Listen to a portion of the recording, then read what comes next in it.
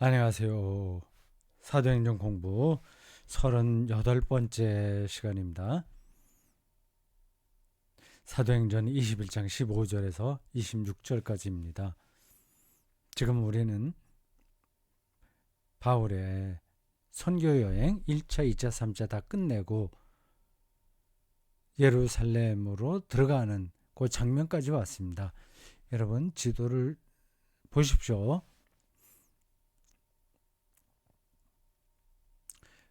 검은 점선을 따라가면 됩니다.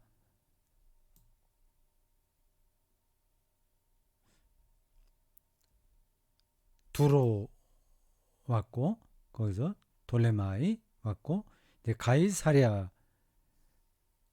왔습니다. 오늘은 가이사랴에서 예루살렘으로 올라가서 예루살렘에 있는 대표자들과 만나는 장면까지입니다. 가이사랴에서 예루살렘까지입니다. 지난번 37번째 시간은 돌레마이에서 가이사랴까지였죠. 그런가요? 맞죠? 가이사랴 그 유명한 도시입니다. 예루살렘까지 강연에 보면 나올 겁니다. 한 90km 정도 되는 것 같습니다. 거리가. 자, 성경을 먼저 보겠습니다. 이미지 파일은 들어가고요. 성경 본문을 제가 일단 쭉 읽어볼까요? 아니면 뭐 또 읽고 하면 시간만 가니까 그럴 필요 없이 15절부터 26절까지를 제가 한 절씩 읽으면서 필요한 대목만 설명하겠습니다. 15절 이 여러 날 후에, 이 여러 날은 가이사랴에서 보낸 날짜입니다. 여러 날 후에 여장을 꾸려 예루살렘으로 올라가세 가이사랴에 몇 제자가 함께 가며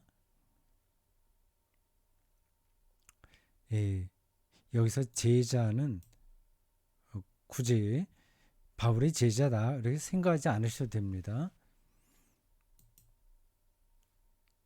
저쪽 뭐 데살로니가 뭐 아덴 뭐 등등 그런 쪽에서 따라왔던 이들도 있고 또 이 대목에서는 그 예수 그리스도의 제자를 가르칠 수도 있습니다. 그러니까 그리스도인을 다른 말로 제자라고도 할 수 있죠. 그러니까 가이사랴의 제자라고 했으니까 가이사랴에 있던 그리스도인 이렇게 하면 됩니다. 이 가이사랴의 그리스도인들은 우리가 앞 시간에서 봤던 대로 일곱 집사의 한 사람인 빌립이 지도자로 활동하던 그 사람들입니다. 일곱 집사 중에 한 사람 빌립이요. 일곱 집사의 조금 더 대표격인 사람은 스데반이죠. 스데반과 빌립이 일곱 집사를 대표합니다. 나머지 5명도 각각 여러 곳에서 활동을 했을 텐데 그 내용은 사도행전에 나오지 않습니다. 그러니까 우리는 사도행전에 나온 사람들만으로 초기 그리스도교가 성립됐다 그래 생각하지 말아야 됩니다. 이름 없는 사람들이 많이 활동을 했습니다. 일곱 집사 이야기는 앞에서도 제가 몇 번 이야기했기 때문에 여기서 다시 길게 설명하지 않겠습니다. 근데 가이사랴가 그 일곱 집사의 한 사람인 빌립이 이 지도자로 활동하던 곳이라서 뭐 잠깐 다시 복습한다는 뜻으로 말씀드립니다. 그 예루살렘 교회에 그 사도들과 뭐 오늘 본문에도 나오겠습니다만은 예수님의 동생 야고보가 주로 활동하지 않았습니까? 근데 그들이 그 과부들을 구제하는 일에 시간이 많이 이렇게 들어가니까 그렇게 하지 말자. 사도는 기도하고 말씀 읽고 거기에 집중하도록 하고 이 봉사하는 것들, 봉사와 구제 이런 일들은 일꾼을 뽑아서 하자. 이제 그런 명분으로 일곱 집사가 거론돼요. 근데 실제적으로는 그 사건이 유대 그리스도교와 유대인 디아스포라 헬라파 그리스도인이 갈라지는 거다. 그렇게 생각하시면 됩니다. 그러니까 텍스트는 그거를 쓴 사람의 관점들이 거기 녹아 있어요. 그러니까 중요한 거는 짚고 그렇지 않은 건 지나가고요. 또 중요한 걸 이야기한다고 하더라도 드러내놓고 할 수 있는 이야기도 있고 좀 숨겨야 될 일도 있거든요. 유대 그리스도교와 헬라파 디아스포라 그리스도인들이 갈라졌다는 이야기는 드러내놓고 하기는 좀 곤란한 거죠. 그래서 그건 숨긴 겁니다.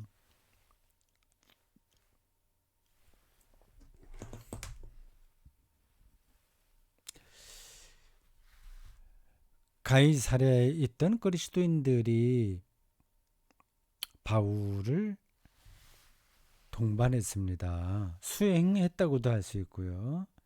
그때 어떤 속사정이 있는지 우리는 다 모릅니다. 어떤 건가가 일이 있었겠죠. 그리고 예루살렘으로 바울이 들어가는 일이 상당히 위험을 감수하는 것이라서 저 옆에 그 예루살렘 교회를 잘 아는 사람들의 도움이 필요했던 것 같습니다. 예루살렘하고 가이사랴에 각각 있었던 초기 그리스도교 공동체 사이에 또 왕래가 있었겠죠. 유대파 그리스도인들과 헬라파 그리스도인들이 비록 갈라졌다고 하더라도 그래도 같이 예수 그리스도를 믿는 사람들이니까 아직 그때는 유대교로부터 완전히 분리되기 전입니다. 왕래가 있어서 가이사랴에 있었던 사람들이 바울을 동행하면 바울에게 큰 힘이 되겠다. 그래서 생각을 했겠죠. 그 가이사랴에 있는 그 그리스도인들, 빌립을 비롯하여 그들이 자발적으로 그렇게 바울을 수행했을 수도 있고 아니면 저저 아가야 그리고 마게도냐 그런 쪽에서 같이 왔던 사람들이 그렇게 요청했을 수도 있었겠죠.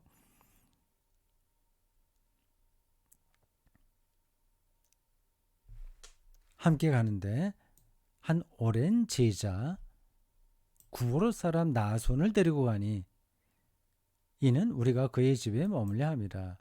조금 분위기가 이상하죠. 나손이 여기 강조됩니다. 구브로 사람이에요. 여기는 바울과 바나바가 1차 선교여행 할 때 처음 갔던 곳입니다. 구브로요. 이 나손을 데리고 왔다고 하는데 그의 집에 머물려 함이라고 되어 있습니다. 나손 집이 예루살렘에 있었던 것 같아요.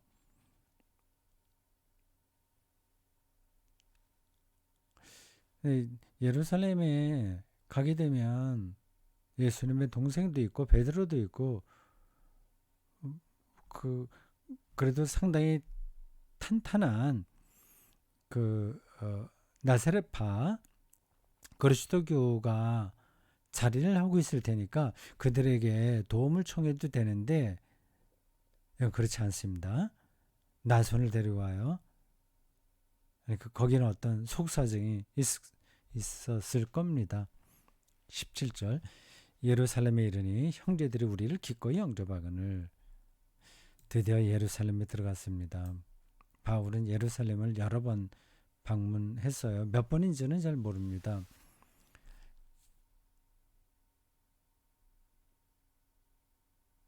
예루살렘에 들어가서 우여곡절을 많이 겪습니다.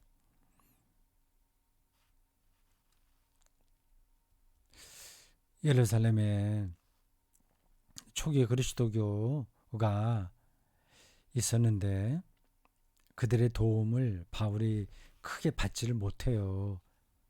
조금 이상하죠. 18절 그 이튿날 그 예루살렘에 들어가는데 형제들이 기꺼이 영접했다고 했습니다.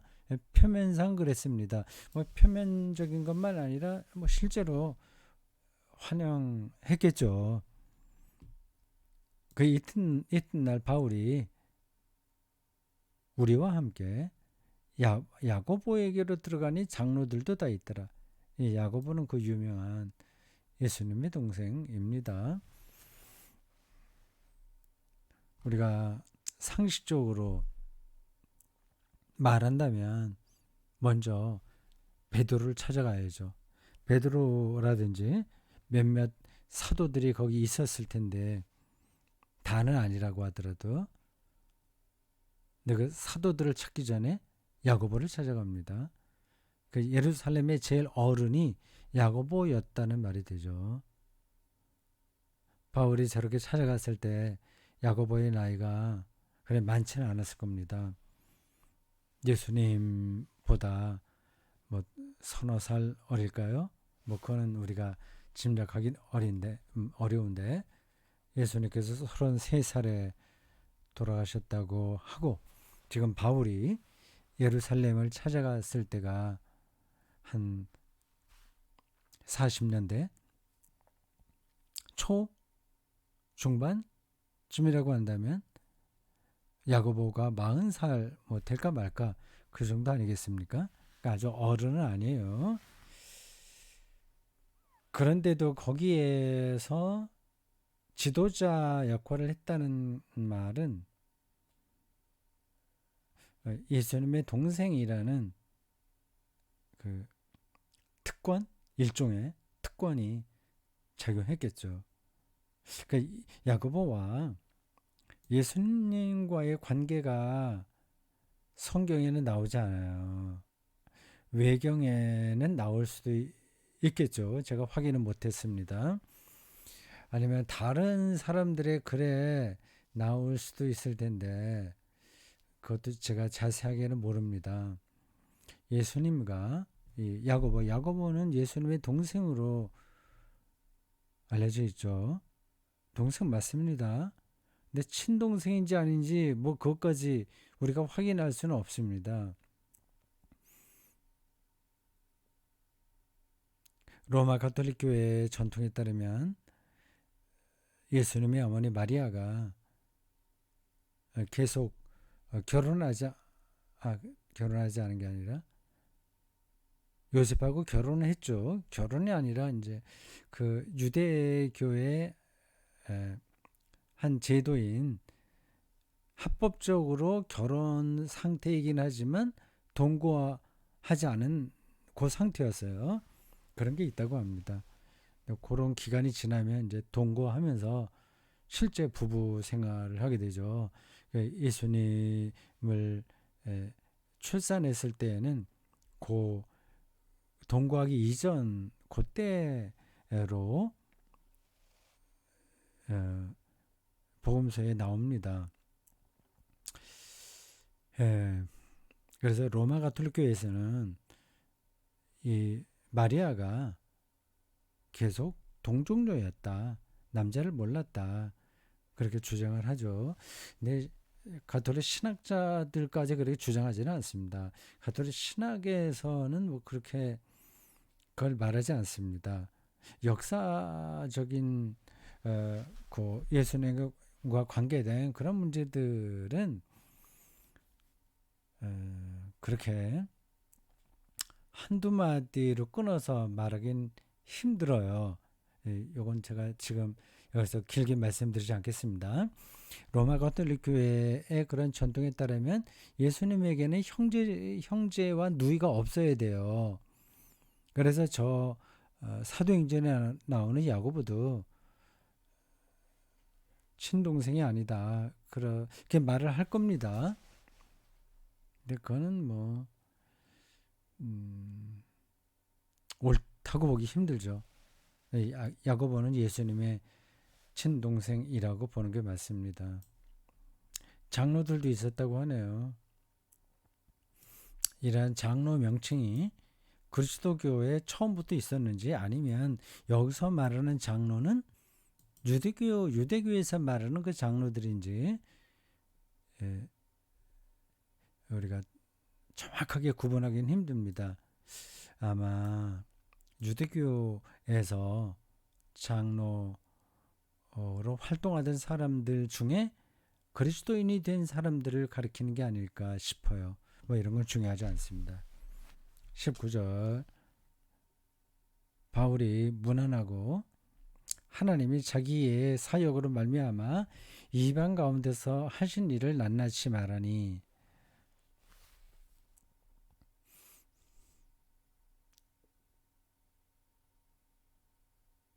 감동적인 장면이죠. 말하자면 이방인들과의 활동 사역에 대해서 말을 할 때 이 바울이 얼마나 감격스러웠겠습니까? 그리고 예루살렘 교회에 야고보를 비롯한 이 장로들도 얼마나 감격스러웠겠습니까? 복음이 저쪽 마게도냐와 아가야 지역까지, 아시아 지역만이 아니라 그 건너 우리가 보통 유럽이라고 부르는 거기까지 선포됐으니까 아주 특별한 느낌이었겠죠. 근데 그런 것에 대해서 별로 오늘 본문은 자세하게 말하지 않습니다. 이 앞부분, 그 밀레돈가, 에베소 바로 밑에 밀레돈가, 거기서 예루살렘으로 가려고 이제 마지막 고별 연설을 할 때는 사람들이 끌어안고 울고, 뭐 아주 그 감동적인 이야기가 나와요. 근데 여기 이 예루살렘 교회에서도 그에 못지않은 감동이 있었을 텐데 그런 것에 대한 설명이 거의 없네요.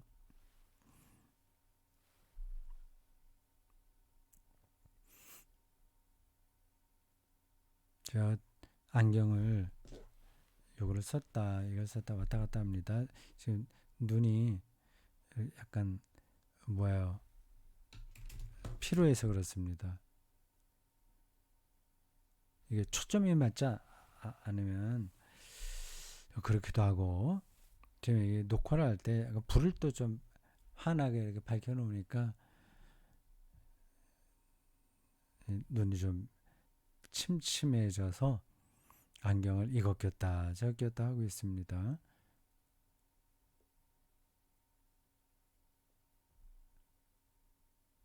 나이가 들면 눈만이 아니라 다른 부분들도 다 느려져요. 이제 경직되니까. 테니스장에 가도 옛날하고 달리 이 테니스 공이 정확하게 안 보입니다. 그리고 그 공이 저한테 어느 정도 날아왔을 때, 멀리 있을 때는 더 조금 흐리게 보이고, 좀 가까이 왔을 때 좀 잘 보여요. 움직이는 물체를 눈이 이렇게 빨리빨리 따라가야 되는데 그게 잘 안 되는 것 같습니다. 운전할 때도 저 그런 걸 느끼고요. 그리고 오전에는 그게 좀 심하고 오후가 되면 훨씬 더 눈이 적응을 합니다. 20절, 그들이 듣고 감격스러웠겠죠. 영광을 돌리고 감격스러웠는데 그런 감정 표현은 없어요. 하나님께 영광을 돌리고, 이거는 그냥 글을 쓸 때 그렇게 표현할 수 있는 겁니다. 바울들이 이르되, 그러니까 여기서 정말 바울 당신 수고했다. 그동안 고생이 얼마나 많았냐.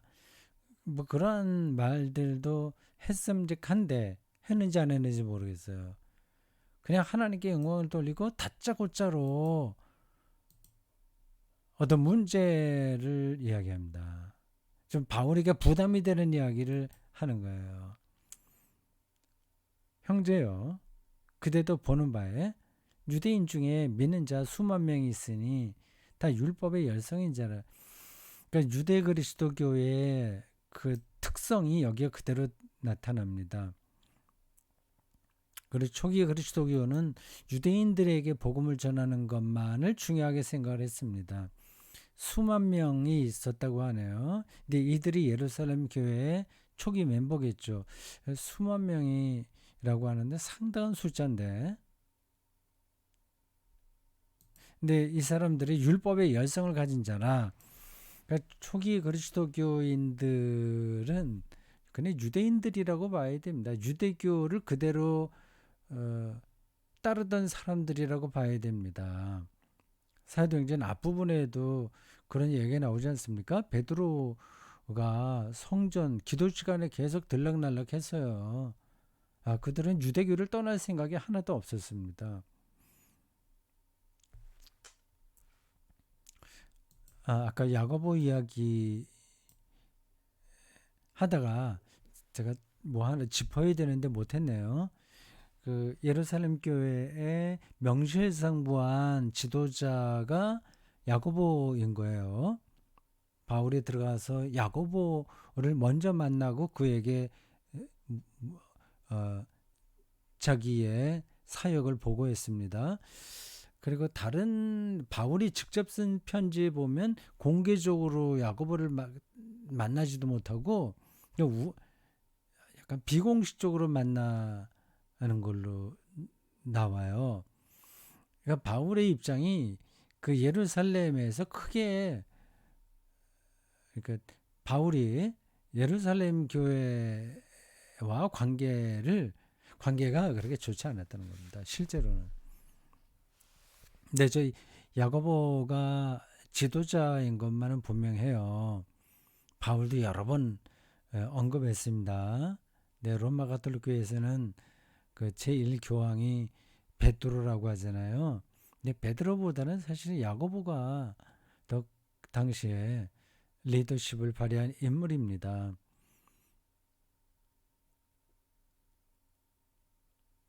갈라디아서에서 보면 그게 이제 분명하게 나타납니다. 근데 로마 가톨릭 교회에서 이 베드로를 제1 교황으로 이렇게 주장하는 데에는 그렇게 역사적이거나 신학적인 근거가 있지는 않아 보여요. 네, 그건 그렇고 유대인 중에 믿는 자가 수만 명이 있으니 그 초기 그리스도교 구성원들입니다. 예루살렘 구성원들이에요. 율법의 열성인 자, 율법대로 그냥 살았습니다. 그들은 다만 이방인으로서 그리스도인 된 사람들에게는 좀 문을 열어둔 거죠. 그러니까 이방인들에게는 굉장히 소극적으로 대한 거예요. 율법의 열성인 자라. 그러니까 이 사람들이 볼 때 이제 바울은 별로 내키지 않는 사람이죠. 그 예루살렘 교회의 현실을 지금 설명하고 있는 겁니다. 21절 네가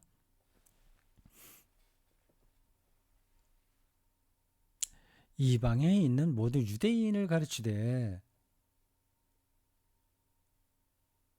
모세를 배반하고 아들들에게 할례를 행하지 말고 또 관습을 지키지 말라 한 다음을 그들이 들었도다.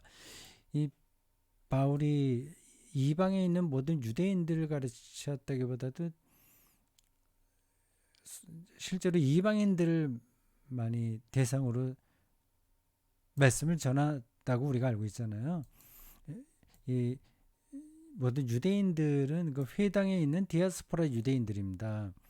바울이 회당에 자주 들어갔거든요. 그러니까 그들 중에 바울에 의해서 유대교가 아니라 예수 그리스도 예수를 믿는 사람들이 나오게 된 거죠. 그걸 이제 트집 잡는 겁니다. 이방인들에게 뭐 율법 지키지 않아도 된다 그 자체를 비판한 건 아니죠. 근데 그것도 아주 깨끗하게 어떻다 그렇게 말씀드리기가 힘드네요. 어쨌든 유대인들을 가르치되 뭐 이런 뭐 그 율법을 지키지 않아도 되는 것처럼 말하고 있으니까 지금 예루살렘에 있는 수만 명의 유대인 그리스도인들이 화가 나 있다 그 얘기입니다. 어찌할꼬 이 문제가 이걸 매듭을 풀지 않으면 우리하고 관계가 좋아지기 힘들다 그런 겁니다. 그러면 어찌할꼬 그들이 필요한 그대가 온 것을 들으리니 23절 우리가 말하는 이대로 하라 제안을 하죠. 바울이 율법을 무시하지 않는다는 사실을 사람들에게 보여주라고 하는 겁니다. 이게 참 궁여지책이죠. 이렇게 바울이 실제로 이렇게 했는지 안 했는지는 모르겠습니다. 바울은 여기선 그렇게 했다고 하니까 그렇게 했나 보다 생각하는데 이렇게 하지 않았을 가능성도 있거든요. 서원한 네 사람이 우리에게 있으니 그들을 데리고 함께 결례를 행하고 유대교 의식이 있습니다. 그들을 위하여 비용을 내어 머리를 깎게 하라. 서원기도죠. 그러면 모든 사람이 그대에 대해서 들은 것이 사실이 아니고 그대도 율법을 지켜 행하는 줄 알 것이라. 조금 이렇게 뭐라고 표현해야 되나요? 좀 어색합니다. 이런 상황 자체가. 25절 주를 믿는 이방인에게는 우리가 우상의 제물과 피와 목매어 죽인 것과 음행을 피할 것을 결의하고 편지하였느니라 하니 그렇죠. 요게 전반적으로 당시 그리스도교에 있었던 하나의 관점, 방향이라고 할 수 있습니다. 유대인 그리스도인은 율법을 여전히 지켜야 되고 이방인 그리스도인들은 몇 가지 요 사항만 제하고는 그 율법을 지키지 않아도 되는 겁니다. 투 트랙으로 나간 거죠. 그러니까 유대인 그리스도인들은 여전히 유대교와의 관계를 단단히 유지한 거고 이방인 그리스도교인들은 아주 자연스럽게 멀리 간 겁니다. 상당히 어정쩡한 그런 상황이었어요. 26절 바울이 이 사람들을 데리고 이튿날 그들과 함께 결례를 행하고 성전에 들어가서 각 사람을 위하여 제사 드릴 때까지의 결례 기간이 만기된 것을 신고하니라. 만기 뭐 꽉 찼다는 거 아니에요 기간이? 단어가 그렇게 적절하지는 않습니다. 혹시 저게 오자가 나왔나 싶어서 지금 제가 성경을 직접 확인해 봤는데 만기 그대로 맞네요. 만기된 것을 신고하니라. 결례 기간에 꽉 찼다는 얘기죠. 그러니까 조금 더 어김없이 규례대로 요 서원 의식을 바울이 행했다고 하는 겁니다.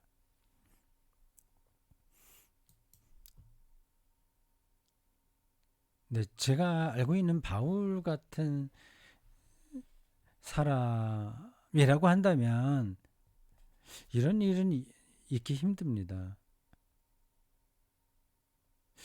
이 사도행전을 기록한 누가가 그 모든 사실을 다 알지 못한 상태에서 예루살렘 교회와 바울의 관계를 좀 좋게 사람들에게 말하기 위해서 이런 이야기를 끌어들인 게 아닌가 싶은 생각도 들어요. 뭐 정확하게는 모르겠습니다. 근데 그 당시 교회에 굉장히 어려운 상황이 지금 우리가 보기에 어색한 이러한 일들을 연출할 수밖에 없었다. 그건 분명합니다.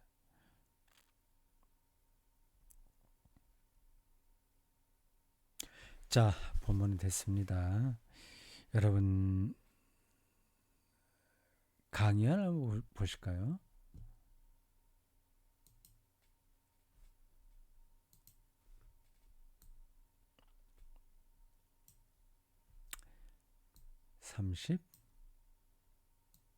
(38강)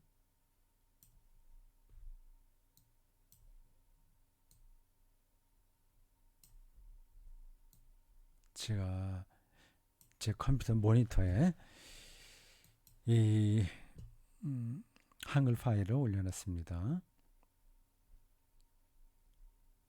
예루살렘 입성. 그건 제가 여기서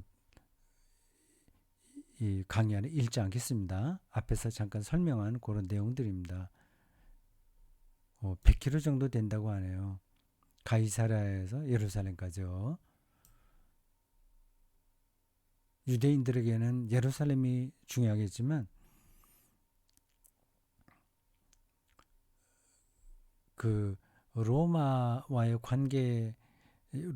관계된 사람들은 가이사랴가 중요합니다. 여기 신흥 도시, 해변가, 그리고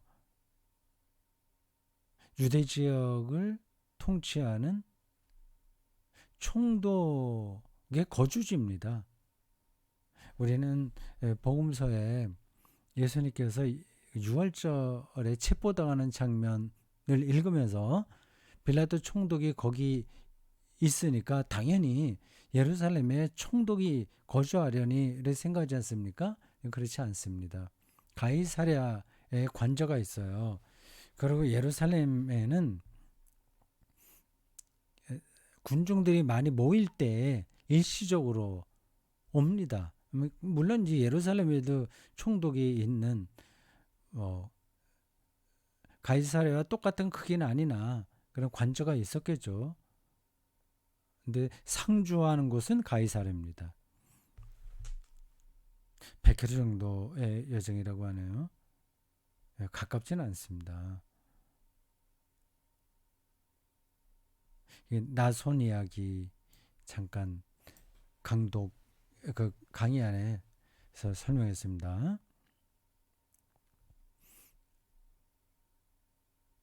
그 다음 단락은 바울의 활동 보고입니다.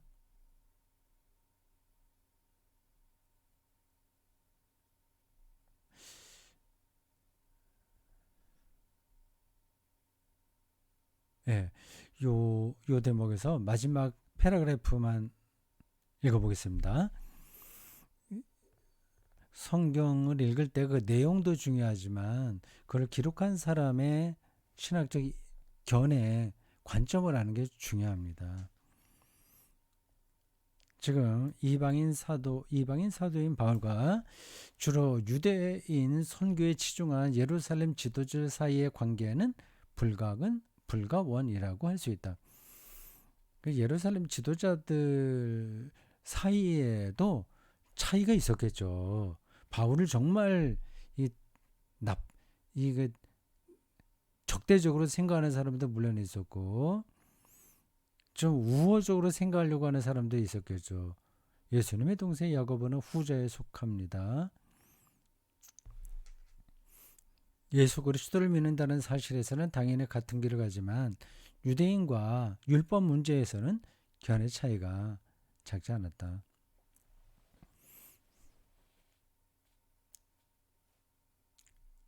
우리가 바울의 입장에서만 본다면 이 문제는 별로 심각하지 않다. 로마서와 갈라디아서에서 이미 바울이 설명했듯이 기독교인들은 율법이 아니라 믿음으로 이루어지고, 율법과 믿음, 이게 어떤 차이가 있는지 여기서 제가 길게 설명하지는 않겠습니다. 다 이게 중요한 거예요. 율법. 근데 율법 주의냐 아니냐 하는 게 중요하죠. 믿음도 그냥 뭐 허공에 있는 것을 믿는 건 아니잖아요.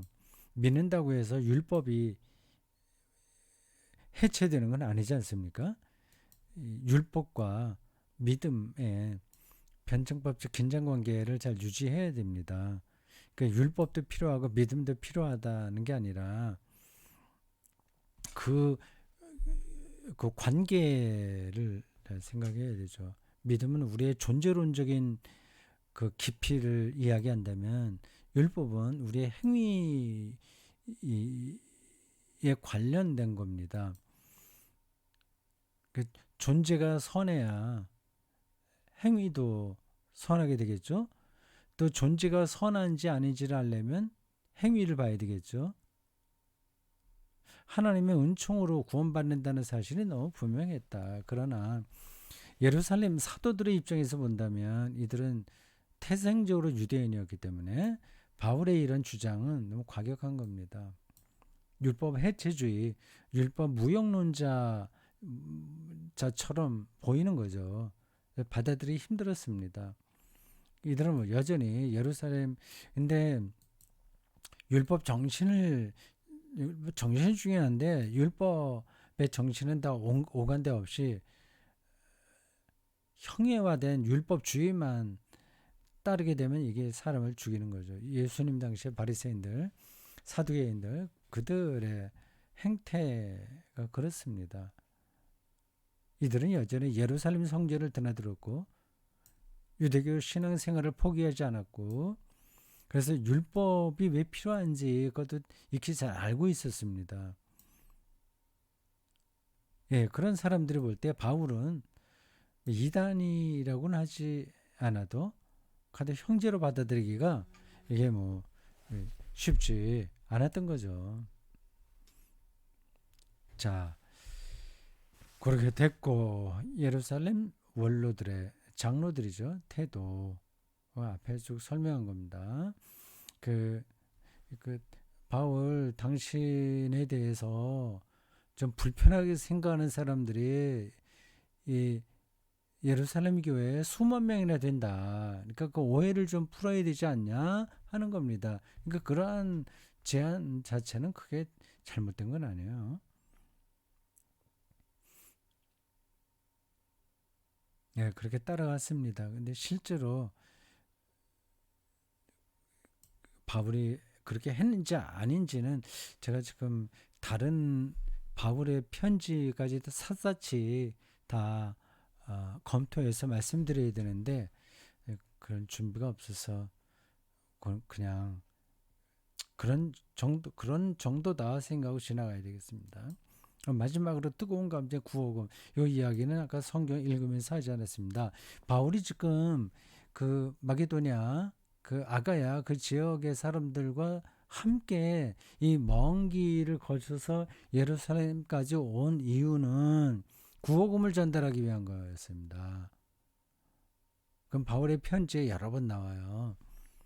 근데 그것에 대해서 오늘 본문이 아무 이야기하지 않습니다.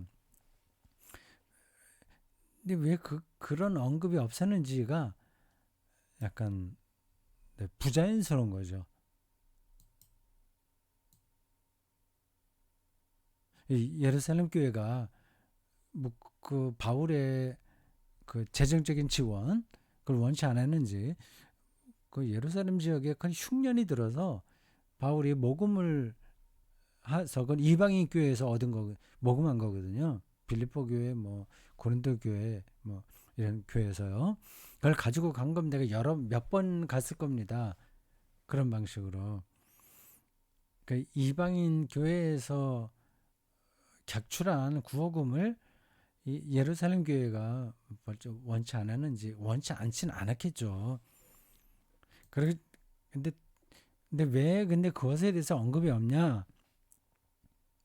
아마 이 사도행전을 기록한 누가의 신학적인 태도에서 그 답을 알 수 있을 것 같습니다.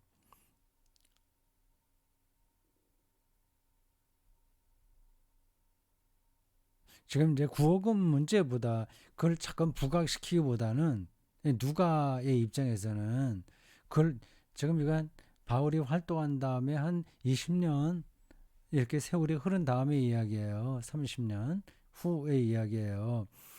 그러니까 누가가 있던 그 당시 교회의 상황이 여기에 반영되는 겁니다. 지금 구호금 그런 문제를 언급하기보다는 그건 뭐 예루살렘 교회에서 보더라도 그것도 좋은 점도 있긴 있는데 어쨌든 그 누가가 그렇게 판단했겠죠. 그거는 지금 이 시점에서 언급하는 게 좋지 않다. 그러니까 바울이 예루살렘 교회와 얼마나 가까워지려고 노력했냐. 그리고 예루살렘 교회 지도자들 장로와 야고보 이런 이들이 바울을 이렇게 보호하려고 얼마나 애를 썼냐. 그 오해받고 있는 부분들을 풀어주려고 얼마나 애를 썼냐. 그걸 이제 말하고 싶은 겁니다. 그래서 구호금에 대한 언급은 없는 게 아닐까 이런 생각이 나요. 그런 생각이 듭니다. 뭐 100% 정확한 거는 모르겠습니다. 마지막 패러그래프만 읽고 마치겠습니다. 우리는 지금 그 당시 예루살렘 공동체에서 무슨 일이 일어났는지 정확하게 알 길이 없다. 사도행전은 바울을 변호하는 동시에 이방인 기독교를 변증하려는 집필 목적이 분명했고 바울이 직접 쓴 편지들은 자신의 관점에서 본 것이며 그러니까 서로 다를 수가 있어요. 예수의 동생 야고보와 수제자로 일컬어진 베드로의 발언을 여기서는 확인할 길이 없습니다. 사실 네 복음서까지도 예루살렘 공동체가 아니라 이방인 공동체에서 나온 문서다. 그 이방인 그리스도교의 관점에서 그리스도교를 재구성하는 거죠. 유대인 공동체를 배경으로 한다는 마태복음도 헬라어로 기록됐다는 데서 이를 확인할 수 있다. 상대적이나마 예루살렘 교회에 관해서 많은 정보를 전하는 사도행전도 그 교회를 알 수 있는 객관적 자료는 아니다. 이걸 통해서 예루살렘 교회를 알 수는 없습니다. 근데 뭐 다른 정보가 없으니까 이걸 우리가 붙들고 있는 거고 그러니까 이거를 문자적으로만 보면 안 되는 거죠. 그 속에 숨어 있는 행간의 진실 그런 것들을 찾아가야죠. 한정적인 자료이긴 하지만 우리에게 전송된 자료에 근거해서 기독교 신앙의 본질을 꾸준하게 해석해 나가는 게 오늘 우리에게는 최선이다. 자, 여기까지입니다. 38강이었습니다. 기도하겠습니다. 하나님, 오늘 저희들 누가가 전해준 사도의 행전의 일부 거의 후반부에 이르는 이야기를 읽고 생각을 나누었습니다. 2000년이라는 시간을 뛰어넘어서 그 당시에 어떻게 복음이 역동적으로 전파되는지를 그리고 그 문제로 서로 다른 공동체 사이에서 어떤 일들이 벌어졌는지를 조금씩 우리들이 알아갑니다. 오늘도 우리는 그러한 긴 역사의 한 시점에서 살아갑니다.